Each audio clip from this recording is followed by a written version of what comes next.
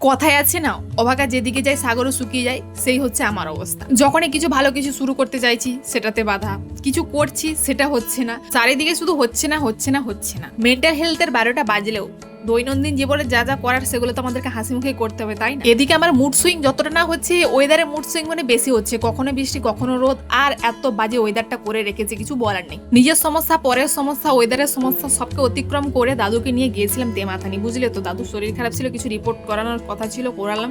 খাওয়া দাওয়া সেরে বাড়িও চলে এলাম। এত দূর পর্যন্ত ঠিক ছিল, আসল টুইস্ট তো এখানে। মানে 1-2 দিন পর রিপোর্ট আনতে যেতে বলেছিল, তাই আমি চলে গেলাম। কিন্তু যেটা হলো, গিয়ে যখন দেখি মানে যে ডেটটা আমাদেরকে দিয়েছিল, বিকালে ডেকেছিল, ওই ডেটের সকালে আমি চলে গেছি। মানে এসব আলাদাই একটা স্টোরি, আলাদাই কাহিনী। তোমাদের সঙ্গে কি এরকম হয়? দিনের শুরুটা এরকম বোরিং ভাবে, বেকার ভাবে হলো, আর কি বলবো। তার মধ্যে ফিরতে ফিরতে দেখি বৃষ্টিও নেমে গেছে, ভিজেও গেছি ভাই, আলাদাই কাহিনী চলছে। ফোনটাও আমার ভিজে গেছিল। জানি এই ব্লগে আমার না আছে এনার্জি, না আছে জোশ, আর না আছে দেখানোর মতো কিছু, তারপরেও দিয়ে দিলাম। কি করবো, লাইফটা চলছে তো এমন।